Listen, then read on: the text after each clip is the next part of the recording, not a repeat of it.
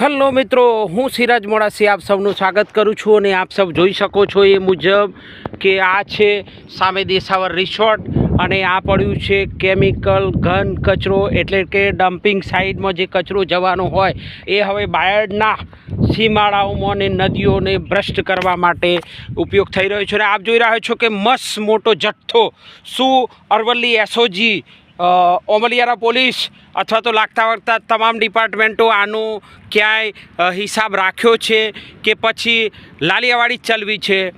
જે કેમિકલ પકડાયું છે આ ડમ્પિંગ ઘન કચરો છે, જે આપણી સૃષ્ટિને, આપણી ધરતીને પ્રદૂષિત કરવા માટે છે, કે જેને આપણે જો આનો ડમ્પિંગ સાઇડમાં નિકાલ ન થતો અન્ય જગ્યા ઉપર નિકાલ થાય તો આગળ પણ ઢગલા છે. અને અહીં આપ જોઈ શકો છો કે મસ્ત મોટો જથ્થો કોણ લાવ્યું એ પણ યક્ષ પ્રશ્ન છે.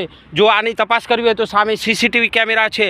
હું અરવલ્લી કલેક્ટર, ડીએસપીને અને ડીડીઓને જન આરોગ્ય માટે, જીવસૃષ્ટિના આરોગ્ય માટે આહવાન કરું છું કે તમે આગળ આવો અને આ કેમિકલ માફિયાઓને તમે એક્સપોઝ કરી કાયદાનું ભાન કરાવો, નહીં તો આપણો આખો બાયડ તાલુકો આ રીતે ડમ્પિંગના ઢગલાથી છવાઈ જશે. જય હિન્દ મિત્રો.